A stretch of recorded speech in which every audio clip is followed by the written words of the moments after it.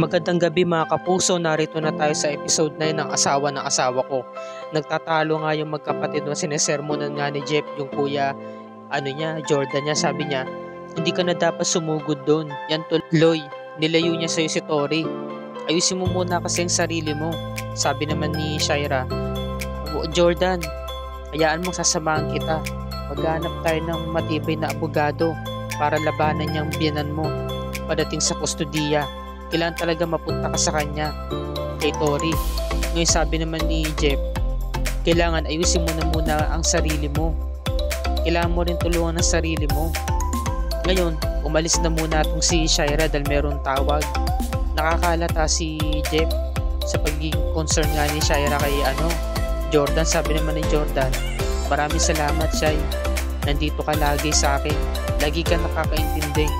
Ngayon, kinausap niya Utol niya, sabi niya, Tol, kung ano mo iniisip mo, nagkakamali ka. Alam ko naman na hindi ko kayang taluhin yung babaeng gusto mo eh. Saka kung meron man akong babaeng pinakamamahal, si Christy lang yun. Wala nang iba. Talagang siniguro niya. Samantalang si Christy umiiyak, sabi niya, Tori, Jordan, hayaan niyo magbabalik na ako. Hintayin niyo ako. Miss na miss ko na kayo. Ang inihiling ko lang sana, gabayan niyo ako. Gabayan niyo akong dalawa ni Tori. Nagulat siya dahil merong kumakaluskos. Biglang pumasok si Leon. Alam mo na, gagawin na naman siyang parausan. Halos gabi-gabi na lang di ba? Nakiusap siya, sabi niya, please lang, Leon, wag mo na ngayon. Kung maaari sana, sumiping ka na lang muna sa ibang babae. Ayoko. Nandiyan naman si Sawat, di ba? May gusto naman siya sa'yo eh. Siya na lang muna, sabi ni Leon. Bakit?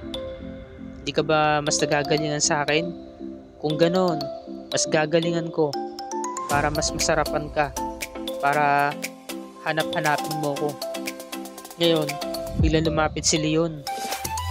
Alam mo, kahit anong gawin mo, wala ka na magagawa dahil akin ka na. Sabi ni Christy, napakababoy mo, napakawalang yamo. Hinahagisan niya ng konong bagay si Leon. Sabi ni Leon, kahit bumalik ka pa sa asawa mo, hindi ka na niya tatanggapin pa dahil baboy ka na, madungis ka na, madumi ka na. Sabi ni Christy, ano sabi mo? Kung ganun buhay ang asawa ko, sinungaling ka, nagsinungaling ka sa akin. Ano ngayon? Kinuha yung baba ni Christy. Ulitin ko, kahit ano pang klaseng gawin mo para makabalik sa asawa mo, hindi ka niya tatanggapin pa dahil ginamit na kita na ilang beses. Sabi no. Ngayon, wala kang magagawa kundi sundin ako dahil ako masusunod dito. Humiga na nga si Christy at ginahasa na naman siya. Halos paulit-ulit na lang ito nangyayari. Kawawa naman si Christy, diba lagi na siya nasasaktan physically and emotionally. Halos lahat na, pati spiritually. Samantala ito namang si Carmen nagbibilin kay Meldy ng mga ipinagbabawal niya. Kung sino man yung mga taong pumasok, huwag papapasukin at pakainin maigi si Tori. Mamimili lang daw siya sa supermarket at babalik din siya agad. Pagkaalis niya, inaabangan siya ni Jordan. May hawak na naman na beer, lasing, at gulo-gulo ang itsura. Nakaabang sa may gate. Samantala si Billy, sabi niya, Ate Christy, ba't natatakot ka pa sa akin? Ako lang naman to. Saka araw naman, sabi naman ni Christy, alam mo Billy, hindi ko man to gusto yung sabihin sa'yo pero yung tatay mo, lagi na lamang akong binababoy. Nasisira na ang buong pagkababae ko, buong pagkatao ko. Pati yung emosyon ko naapektuhan na. Ang isip ko, pati ang buong espiritu ko. Sirang-sira na ako, sabi naman ni Billy. Hindi ko naman magagawang pakawalan ka at Christy. Alam mo naman di ko kaya saway ng tatay ko. Billy, nakikiusap ako. Naniniwala akong ibang-iba ka sa tatay mo. Pakawalan mo na ako, pangako. Hindi kita isusumbong. Hindi ko sasabihin yung mga ginagawa ninyo. Makauwi lang ako sa anak at sa asawa ko. Dahil alam ko buhay sila, sinabi ng tatay mo. Pakawalan mo na ako, Billy. Alam ko mabuti kang tao, hindi ka katulad niya. Ngayon habang pinapakain na nga ng katulong si Tori, nagulat siya dahil biglang pumasok si Jordan. Anak, oy sir Jordan, di ba pinababawalan ka na rito ni Ma'am Carmen? Bawal kang pumasok dito. Bitawan mo ang anak ko. Anak ko yan, may karapatan ako dyan. Tinulak niya si Meldy, natakot. Siyempre lalaki yan lasing pa eh. baka masaktan siya eh. May karapatan ako sa anak ko, ano ba? Kinarga niya na si Tori, nilayo niya na. Ngayon yung katulong takot na takot at umiiyak. Kanina pa inaabangan si Carmen, ma'am, buti ho umuwi na kayo. Kanina ko po kayo tinatawagan, di ko kayo makontak eh. Bakit, ano ba nangyari, Meldy? Sabihin mo na. Kararating lang po dito kanina ni Sir Jordan, tinangay po si Tori, inuwi po. Ano? Mabuti pa. Sumakay ka na, dali. Punta natin si Jordan. Sige ho. Pasensya na po, pero maniwala ho kayo sa akin. Ginawa ko po ang lahat, pero lumaban po siya. Nasaktan po ako.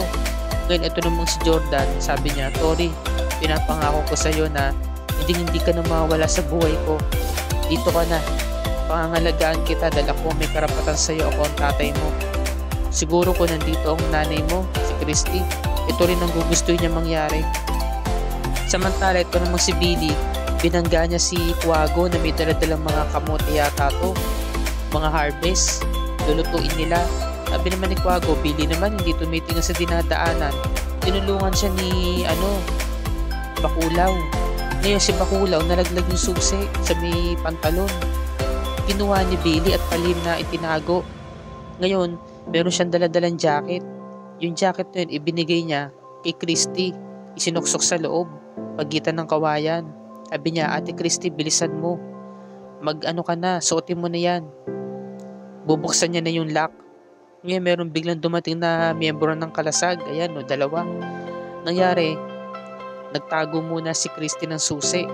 Kunwari, wala siyang ginagawang anomalya. Noong nakaalis na, bigla niya agad binuksan yung pinto. Sabi niya, Ate Christy, bilisan mo. Bilis, dumaan ka na. Tinakas niya si Christy. Pumunta sila rito sa gubat. Sabi naman ni Christy, tama ba itong dinadaanan natin? Huwag kang maingay, sumunod ka lang sa akin. Ito namang si Tori, kumakain ng mani. Delikado yan. Allergic sa mani. Tulog yung tatay niya, dalasing. Ngayon sabi naman ni Billy, Ate Christy, hanggang dito na lang kita matutulungan, pasensya ka na. Kasi ayoko mapalayo. Basta baybayan mo lang tong diretsong to. Pag nakalabas ka rito sa gubat, highway na yan, papuntang highway. Tapos sa pinakadulo niyan, sakayin na papuntang pier. Maraming salamat, Billy. Talaga ako nagkamali ng pagkakilala ko sa'yo. Alam ko talagang ibang-iba ka kaysa sa tatay mo. Niyakap niya si Billy. Sige na, Ate Christy. Ikaw na ang bahala. Umalis ka na, bilis. Baka mahuli ka pa. Ngayon, paglabas ni Christy, parang wrong turn to eh. Nakatakot eh. Sabi niya, saan ako hihingi ng tulong? Natatakot si Christy. Tulong! May tao ba dyan? Sigaw siya ng sigaw.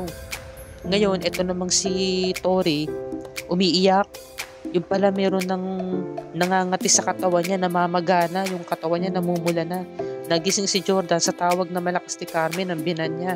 Tori, ano? Ano niyasi? Ba't ka umiiyak na malakas? Jordan, pinabayaan mo ang apo ko. Namumula si Tori. Ano nangyari? Dalhin natin sa ospital. Sabi ni Jordan, pasensya po. Ma, pasensya po. Hindi ko ginusto ito nangyari. Hindi ko po kasalanan. Kasalanan mo to. Ngayon, ito na. Dumarating na yung sasakyan. At nakita ni Christy, kumakaway siya. Humingi siya ng tulong. Pero syempre, alam natin, di ba, si Leon yan. Baka si Leon yan. Luma yung sasakyan, putikan pa eh. Paglapit niya, natakot siya. Oh, no, hindi pwede. Hindi mo pwedeng kunin. Nahablot siya agad. Saan ka pupunta ha? Di ba sinabi ko naman sa'yo, akin ka lang. Wala kang kawala. Nandito ako para kunin ka. Huwag ka nang tumakas. Sakay. Pinasakay siya ng kotse. Ngayon nakalabas si Christy. Binuksan niya yung pinto. Nakatakbo siya. Ngunit nahuli pa na siya ni Leon. Sakay. Yan na. Ngayon habang nagko-combat itong mga miyembro ng kalasag, sina Bakulaw, Buhaya, saka itong si Quago, nanonood sina Kapusit, si Billy, saka si Sawa. Ngayon, nagulat sila na antala yung pagko-combat nila. Gawa nga ng biglang dumating si Leon, galit na galit. Kaladkad si Christy, tapos itinulak sa may damuhan. Biglang nagulat si Billy, nalaki mga mata niya, napatayo siya agad. Sabi ni Leon, sino sa inyo ang nagpakawala sa bihag? Ha? Ang dami-dami ninyo. Tatakasan lang kayo ng isang bihag. Abe, no? Lumapit nga kayo dito. Lumapit lahat. Ano? Ikaw? Sabi kay Bakulaw. Di ba ikaw ang nagbabantay dito?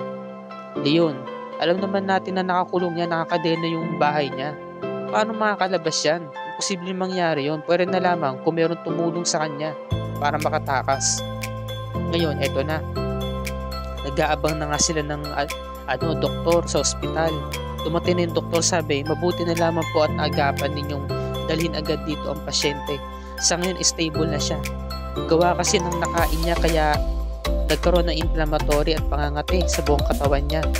Kung ito'y napabayaan, masyadong mahihirapang huminga ang bata.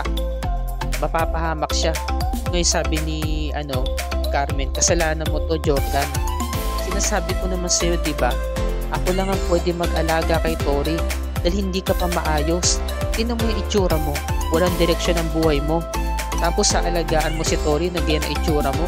Lagi ka naglalasing. Lulong ka sa alak. Wala ka sa wisyo. Sabi ni Jordan, hindi ko po ginusto nangyari, ba? Patawarin niyo ako, hindi ko kailangan ng sorry mo. Kung pwede lang, huwag ka na sanang makipagkita pa sa amin. Ito na ang una't huli. Ayoko na maulit pa to. Sabi ni Carmen, no? Akin na ang apo ko. Ako muna mag-aalaga sa kanya. Ngayon, eto na. Galit na itong si Leon. Tinututukan niya na ng baril yung mga kasamaan niya. Umamin na kayo. Kung ayaw ninyo lalo kayo malintikan. Sino nagpakawala sa bihag? Sabi ni Christy. Ako lang mag-isa. Ako lang mag-isang tumakas. Manahimik ka, sabi ni Leon.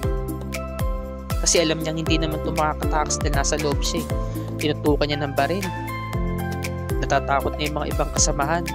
Tapos tinutukan din si Bakulaw. Tapos nakatingin si Christy kay Billy. Hindi na rin nakapagpigil si Billy na magsalita kasi alam niya mayroong mamamatay eh. Mukhang papatay na ni Leon si Bakulaw. Sabi niya, tay, ako po nagpakawala sa bihag. Kasi tay, naawa po ko sa kanya eh.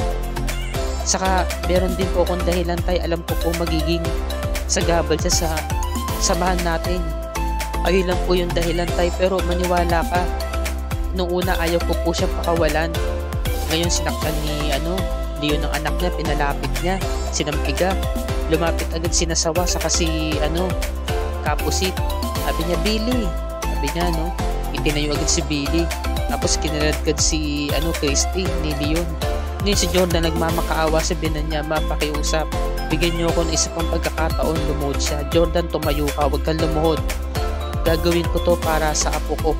Dahil makasisiguro kung mapapangalagaan ko siya at magiging ligtas sa akin. Kung pagkakatiwala ko sa sayo, mapapahamak si Tori. Kaya maniwala ka sa akin, Jordan. Ligtas si Tori sa piling ko. Ako magpapalaki sa kanya dahil ito ang pinangako ko kay Christy sa lamay niya. Diba alam mo yon? Pinangako ko yun sa kanya. Ngayon eto na, kinulong dito si Christy. Sabi ni Christy, nagmamakaawa ko, Leon. Pakawalan mo na ako, hindi na ako tatakas. Maniwala ka sa akin. Gagawin ko lahat ng mga pinag-uutos mo. Lahat ng gusto mo susundin ko. Manahimik ka. Diyan ka para magtanda ka. Hoy, kayong lahat nakikita nyo? Walang mangingialam dito sa bihag. Kung gusto nyo siyang damayan, sige. Pares kayong magkulong sa loob. Pero wag na wag nyo akong kakalabanin dahil alam nyo na mangyayari. Naintindihan ninyo, sabi ni Leon.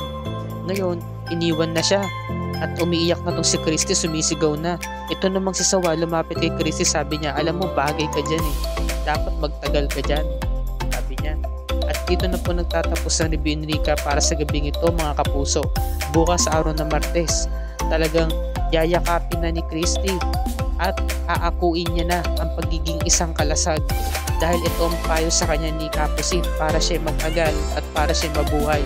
Kailangan niyang tanggapin ang kanyang bagong buhay. Kaya magkakaroon ng bagong miyembro ang kalasag. Walang iba kundi si Christy. Yan ang pakatutukan natin bukas sa episode 10 ng Asawa ng Asawa Ko. At kung bago ka pa lamang sa akin channel, kung maaari makahingi ako sa subscribe at i-click mo na rin ang bell icon para lagi kang updated sa mga episodes ng Asawa ng Asawa Ko and other GMA shows tulad nito. Maraming salamat mga kapuso and God bless us all.